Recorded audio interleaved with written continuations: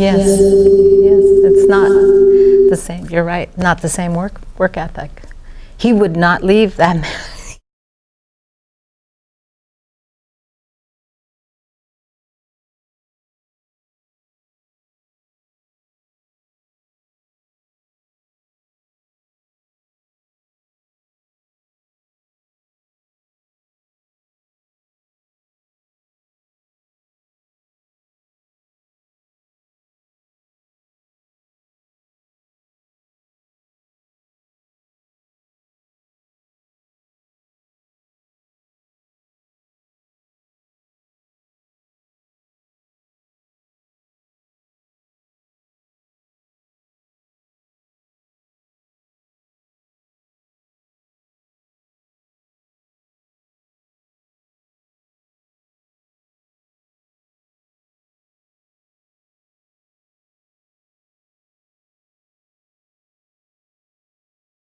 No.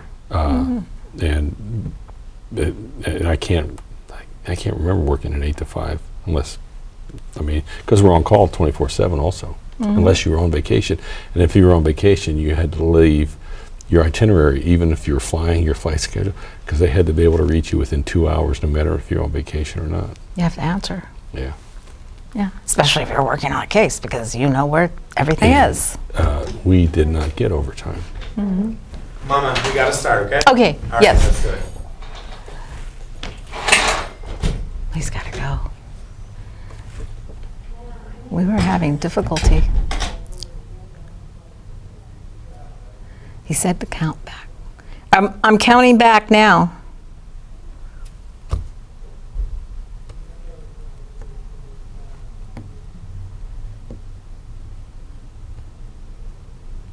Hi, welcome to Yo Soy Neighborhoods. Today we have a little clip about where to file a complaint with the Office of Independent Review. And we have a gentleman, John, say your last name? Gliatta. Gliatta. I didn't want to mess it up. It's all right. Many people have. And John is our representative from the Office of Independent Review. Office of Independent Review. And essentially what they're doing is if anyone has any complaint or is offended by anyone within the Fresno Police Department structure, or really any of those Correct. officers. Anyone that's assigned to the police department, whether or not it be a non-sworn civilian employee or we would say a sworn officer, which is the ones you see in a patrol car with a gun. Right. They're 911 operators. Correct. Any of those folks, you feel like in some way they didn't provide the best customer service that you could have gotten, then you would call John's office. Now, John's been here in Fresno. In Fresno, it was somewhat, I don't want to say sporadic, but I was here years ago as the FBI supervisor and transferred from here to Washington, D.C. with the FBI, then to Sacramento with the FBI, and retired and came back to Fresno. So have you always been in Fresno, and where'd you get your start? I started actually in law enforcement in Lee County, Florida, the Gulf side of Florida, with the Sheriff's Department. Joined the FBI from there, and someone in Washington said, let's send them to Stockton, California.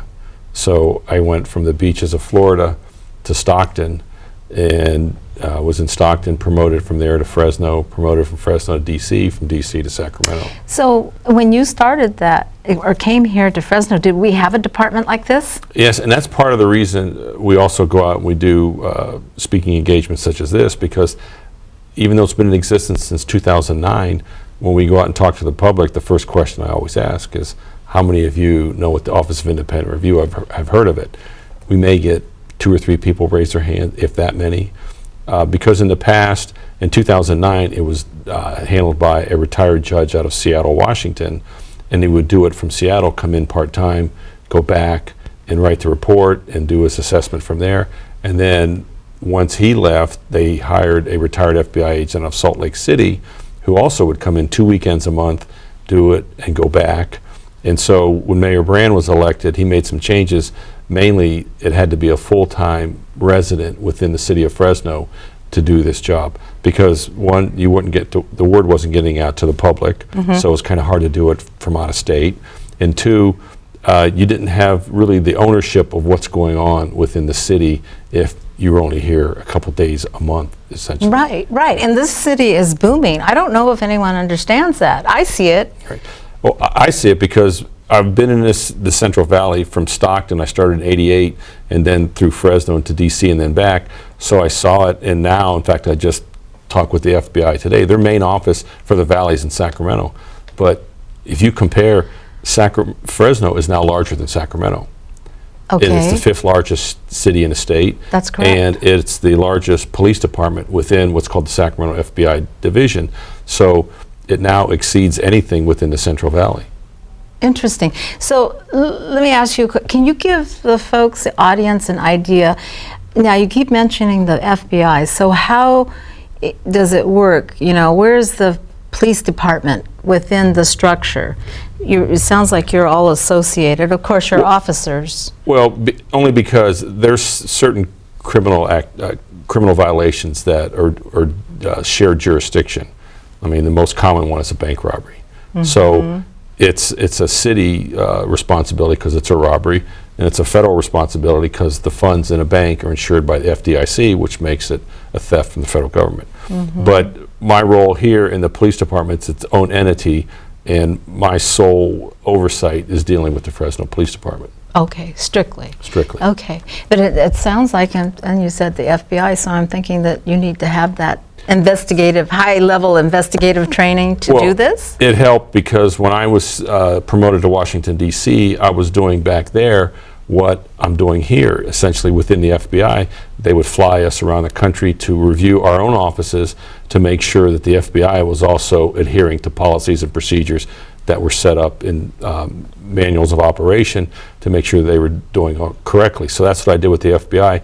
That's what attracted me to this position when this position opened up. And you're starting that from the ground up? Well, it was in existence, but it wasn't really as extensive as it is now, because one of the things that Mayor Brand also changed is I respond to officer-involved shootings. So if there's an officer-involved shooting and I am in town, I'm essentially on call 24/7. And I will respond, and I get to walk through the scene along with the chief, his detectives, and the officers explain what happened, so I get to see firsthand how it went, because there's always public scrutiny, and that's the big component of what I do, to ensure the public that there's somebody other than someone within the police department, because I don't report to the chief or the police department. I report to the mayor and city manager. Okay. So I am an outside entity reviewing what they do, a neutral third So party. you're I was just an outside Yes. party. Right, okay. And so you create those reports, give it to the mayor. So far, I mean, are we doing pretty good? You know, when we go out and talk to the public, we express to them or explain, if you have an issue, what's the procedure in filing a complaint. But I will tell you, when we go out and speak to the public, we get more compliments than we do complaints about what the police department's doing. And I get to watch all the body cam videos. I read the complaints from the public, and I then correspond it with the internal affairs investigation to see what they've done, how they've looked at it. And for the number of people, the number of violent incidents in this town, the public doesn't see. The only thing they see sometimes is a cell phone video which shows the very end of an arrest, which didn't show what started it, the resistance, etc. They see the end from somebody who rolled up on it, or from a witness or a fellow associate, and so they don't see what precipitated all of that. But I will tell you, the men and women on the street in Fresno, the amount of restraint that they exhibit based on, in response to the disrespect they're receiving, it's admirable. Oh my God, I've seen it myself. I mean, it's amazing. My mother has severe dementia, and Officer Reese, he is a jewel in our district. Each of the Officer Doug Reese. Yes, he's a jewel. He's very understanding, and we just have a nice conversation. And I haven't seen any of the officers come up and be, pushy or rugged with anyone. They kind of come up and, what exactly is going on, and try to feel out what's the detail, who's on first, who started what. But it's more of a friendly approach. And that's what they do, because the public is always crying for de-escalation, de-escalation.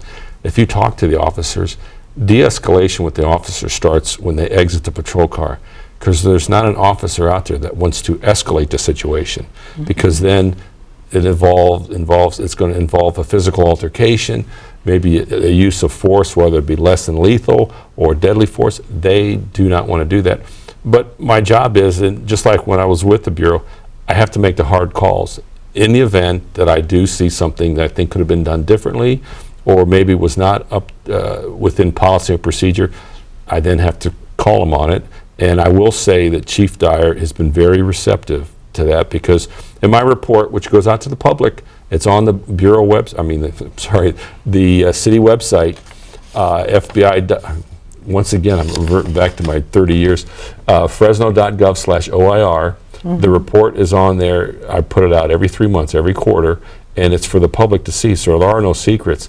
And in my report, if I see something that I think the PD could have done a little bit differently, that made it more, I don't say community friendly, but more within policy and procedure, I will put it in there that I'm making a recommendation that they could have done it this way. And then the police department will respond.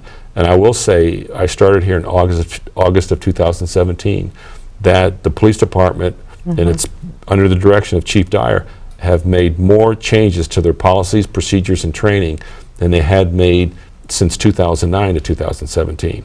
Really? And it's they're very receptive. And I explain to them, and I try and do it in a constructive way, because the last thing you want to do is question the abilities and the performance of the men and women that are doing a very tough job. But I do it in a constructive way, and they're very receptive. And if they don't agree with me, I print exactly what the police department response is to my recommendations in the following report, so the public sees it. So I have a little question. Now, you said policy and procedure and standards. Are most of our police departments in the U.S., across the U.S., kind of standardized, or do we all kind of ebb and flow according to the population, or how does that? There is, they're not 100% exact across the board, but there's a firm called Lexipol which draws up police procedures, and a lot of departments adhere to them. And then they sometimes will deviate somewhat from them based on the geographics or the makeup of the city, or if you have a certain major attraction in your city, your policy and procedure may be a little bit different because of the public that it brings in or how it functions. But they're somewhat pretty uniform. There's some variations, but it also varies by state, because there's state laws that are applicable to law enforcement within California, and that may be a little bit different than in Texas. But within California, they're pretty similar from department to department. Okay, and I noticed you were saying from 09 to 17. Now, I know there's a police association and they have a union too? It's FPOA, Fresno Police Officers Association. Okay, so do people come in and kind of give them a debrief of, what's going on, what's the current trend on how to handle certain situations, or? Well, one of the things also the mayor changed about this role is we meet with the chief once a month. We meet with FPOA once a month. And now people have to understand FPOA represents the men and women that are working, the patrol officers. So if there's an issue where they may not be in 100% agreement with management, it goes through FPOA, and we have a pretty good relationship. And one of the things that's a misconception by the public too, because of a survey that came out a while back, they misinterpreted some of the questions. We heard it directly from FPOA. The morale within the police department's higher now than it's been in a long time. So the men and women working the street, doing the patrol, are pretty satisfied with their job within Fresno. But California as a whole is getting a little bit tougher and tougher to fill these slots within police departments, because it's the scrutiny towards law enforcement, sometimes it isn't as attractive as it used to be to become a law enforcement officer. Yeah, the public is more savvy and more outspoken Right. about what is or what isn't, and a lawsuit. Exactly.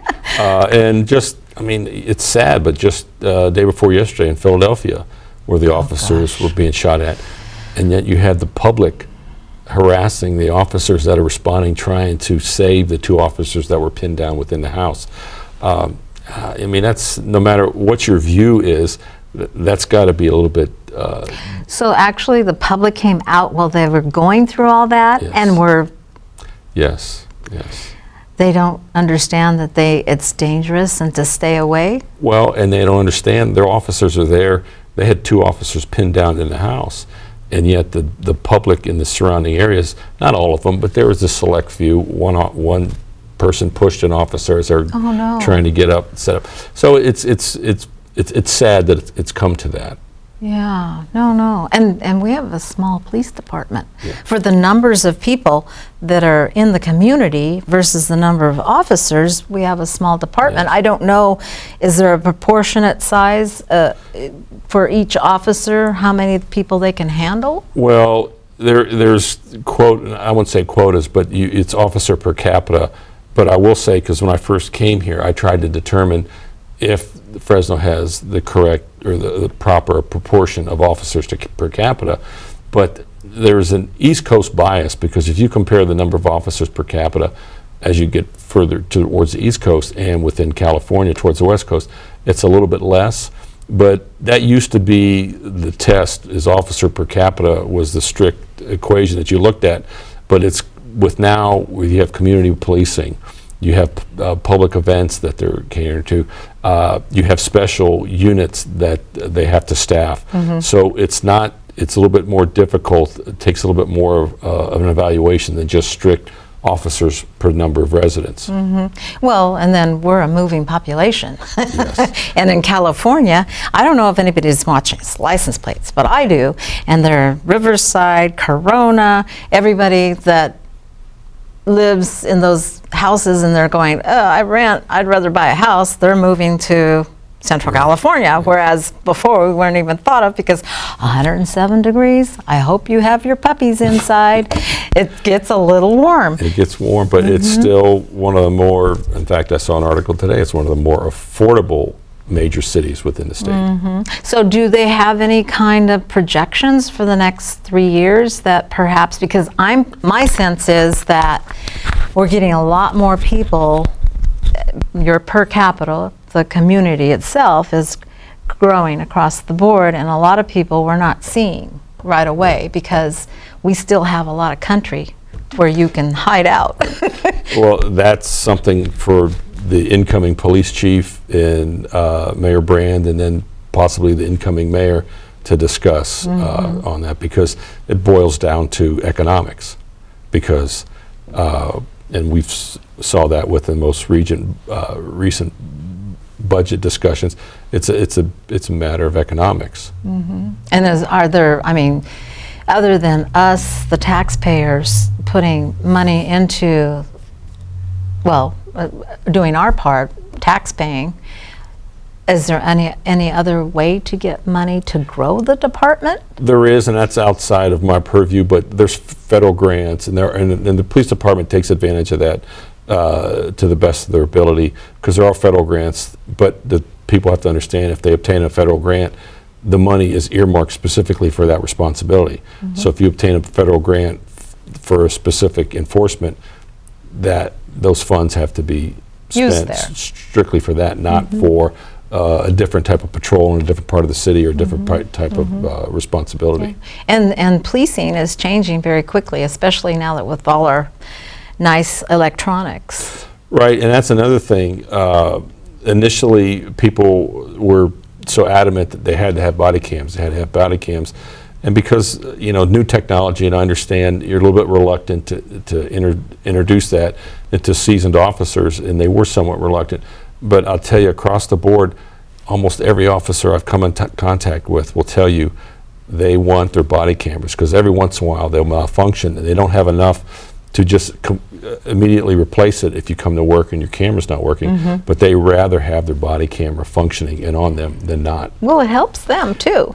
It does, because I'll read some of the complaints, and when you read the complaint from the community, some of them are pretty egregious where you actually cringe and go, boy, I can't believe this officer did that. So then not only do I look at body cam, I look at the witness interviews, the recorded interviews, I look at the reports, so I don't make my judgment specifically on one piece of evidence.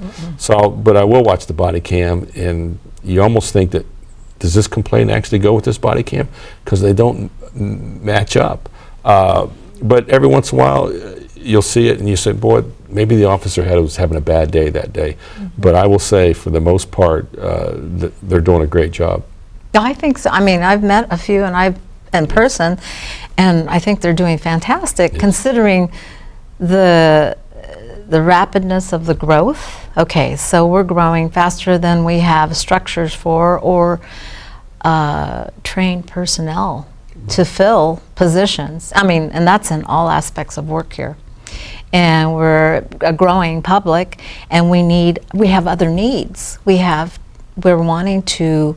The other day we were talking to the Fresno Police Bureau, Visitors Bureau, and we're becoming more and more a destination. So that means a lot of people are coming from the outside, out of the country, from other states, to visit. And that's also that probably should be taken into consideration when you're talking about staffing, is the influx of people just during the business day that come into Fresno to work, that are coming from outside of Fresno, that really aren't counted as far as the population of the city of Fresno. But every once in a while, when an issue does come up, I will make the hard call and make an assessment and make a recommendation.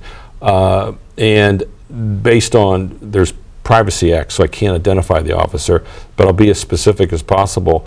And in the report, I will break it down. And the one thing that I do, if there's an officer-involved shooting or an in-custody death, I try and make it as transparent as possible so the public sees what the officer was going through, what led up to it, so they don't think it's, the first thing that comes to mind in them is the use of deadly force, that they try 10 times over to try and get the individual to comply. Because the one thing I can say, with every officer-involved shooting that I've reviewed, they all have the same issue in common.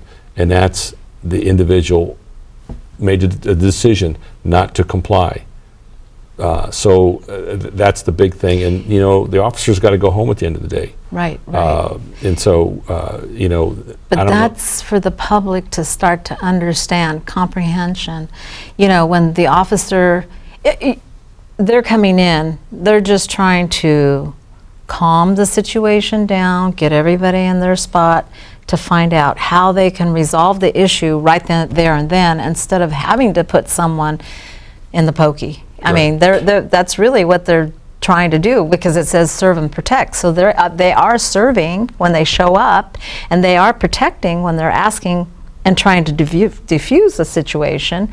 And people need to, when the officer says stop, you need to stop. Yeah, and we also speak to the young members in the community, and that's what I tell them. If it's 2 o'clock in the morning and you get stopped, whether it's a traffic issue or you look suspicious, and we tell them, that person being stopped, you may be 100% in the right, and maybe this officer was wrong, but that is not the time to debate the situation. That's why there's a process in place, and that's what we're there for. If there's a complaint where the officer was doing something incorrectly after the fact, by all means, you have full justification for filing a complaint. In fact, the Attorney General of the United States just came out with a statement yesterday talking about resistance and how the public is interacting with police, and he said, the bottom line is comply, and then if warranted, complain.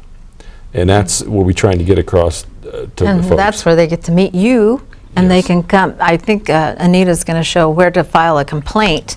Right. And can you give us a debrief of the types of Sure. reviews? There's several ways to file a complaint. One, you can go into the police department. And some people, we've heard it, and because we entertain all phone calls. If they call our office, which is 559-621-8617. Our community coordinator, who's not here today, Myra Aguilar, it's a policy within our office. We call everyone back within 24 hours.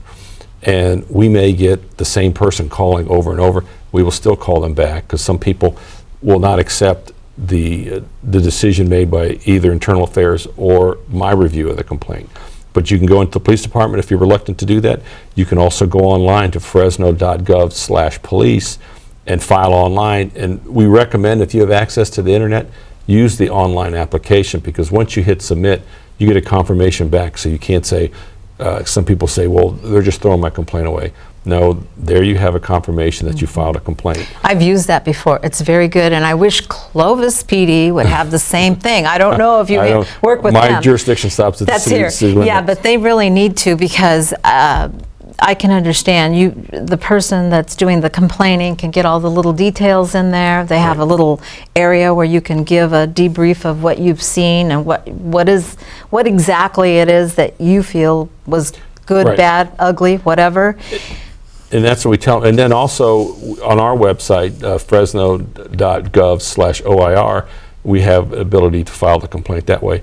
And if people want, we have office hours, and we just ask that you call, because sometimes we're out speaking to the public, and we will sit down with the people, and we won't write it for them. That's what we stress to them. Yeah. This is your complaint. Right. It has to be in your writing.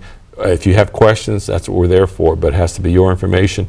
And sometimes they go, well, I don't know the officer's name.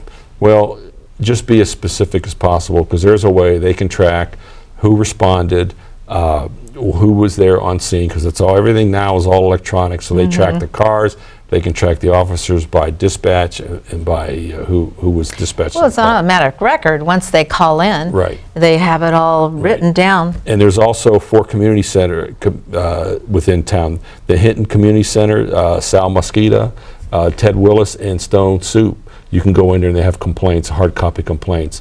And then you can either mail them in, there's an address right on the complaint form, you can mail it in, or call our office, and you could drop it by our office. And we track all the complaints also that we received, and then we will hand carry it to the police department. Yeah, and John's office is over at 2440 Tulare Street, Suite 100? Correct. It's actually within the West America Bank building, southwest corner of Tulare and O Street. Okay. And, I mean, I'm sure that anyone has a complaint. If they walk in there, they can at least, even if they can't speak English, they can probably find somebody. Right, and the police department does have translators for the different languages. And I will say Myra, the community coordinator, is fluent in Spanish. So she's actually made our brochure in Spanish, so if people have an issue, and she will give you a complaint form in Spanish and talk you through it in Spanish if that's your primary language. Well, I know that Sacramento is also trying to get all the other languages as well, so I'm sure at some future point they'll have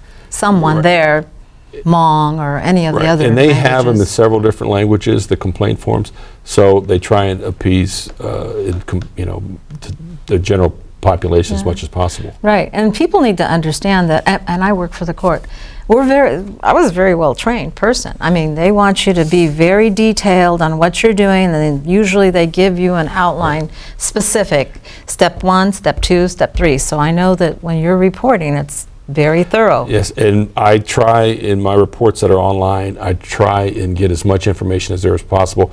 One of the things I started doing, people were complaining certain parts of the city are being policed differently than others.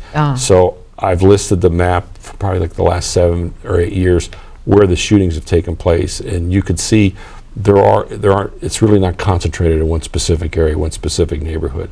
But if people are going to file a complaint, I will say be as detailed as possible, because sometimes what we hear is, oh, the police are harassing me. Okay, in what sense? That is not a complaint. That's just a generality. You have to be specific. Specific, exactly. And get the badge number.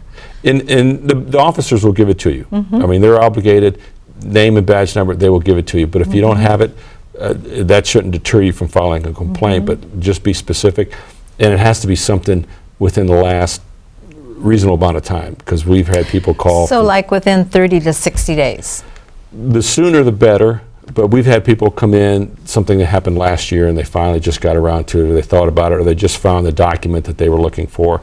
So, and we will accept anything that they bring in, but if it's in general, you got to understand, if there aren't specifics in the complaint, there's only so much the police department can do. If you just don't like the way the officer talked to you, you got to, what did he or she say? Well, I don't like a lot of ways that people talk to me, so, that's just part of life and how our society in general has changed dramatically. I mean, years ago when I started in working for a company, you would not even think about raising your voice to a boss. You would just go do it. And then if they made any advances at you, you were just kind of like either excuse yourself, but you didn't, it would be considered insubordination. But these days, that's not how it is. Right. We're more in tune with, okay, our customer service habits, even if you're not in a Walmart, we have to be considerate. Yes. And the officers do exhibit that, because like I said, I watch the body cam and I hear the names that they're being called, and the profanity. And I have yet to see an officer respond in a way that you would think that just a normal reaction would be. They're calm, etc. A lot different than when I started in law enforcement 30 years ago. They didn't mess around with all that. No, there was no touchy-feely. No, it wasn't. It was more like, get over there and do it. Were no questions asked. Now it's, like I said, it's everything more customer service. And you're right. I mean, they've gone a step beyond. My mother has severe dementia. I had no idea what they were going through, and I said, oh, officer, I'm sorry. I'm glad I'm here. I finally know. So I'm going to do everything I can to help you, because you're expensive and your help is needed somewhere else. That's how I look at it. And that's one of the things, too, that people have to understand. When they're calling the police department, 911 isn't just the general number you call to get the police department. There's a non-emergency number, because there are a backlog of calls going to the police department, which makes the response time for real emergencies a bit more delayed, because of the people, a lot of people abuse the 911 system. Because they're called a non-emergency, and because they're on hold for a few minutes, what they do is they hang up and then dial 911. Well, it wasn't an emergency initially, so it's still not an emergency. So don't abuse the 911 system. Right. No, I know. And we're a growing city, and we need to be conscientious about each other and what's going on. And, I had an attorney on, and I said, well, she talked about restraining orders and whatnot. We have a lot of things in our system now that we can do ourselves. So that's really the first step. And if you're really in an altercation, that's when we need the officers to be there. So no, I understand. And what I want to do is go over these numbers again. This gentleman is located at, City of Fresno, Office of Independent Review, 2440 Tulare Street, Suite 100, Fresno. It's www.fresno.gov.oir. And then Office of Independent Review. And then Myra Aguilar. Her phone number, if you want to get a hold of her, is 621-8617. Correct. Okay. Yes. Well, I really appreciate you coming in to share this information. It's very valuable, and I hope the audience appreciates this. Like you said, they're very, very calm, they're very well trained, and they're out there, they're really trying to help us. And we're in place, so in the event something doesn't go as it should, that's what we're here for, because although I do support the men and women in blue as they are here in town, I have to also make sure that the hard call is made if something doesn't go as planned. Right. And please, John, you can tell he's a nice fellow. He's easy to talk to. So please give him a call. Thank you. Thanks for having me. Yes. Oh, thank you for being here. More information there for you. So thank you for tuning in to Yo Soy Neighborhoods Fresno. And next week, we'll see you again. Thank you.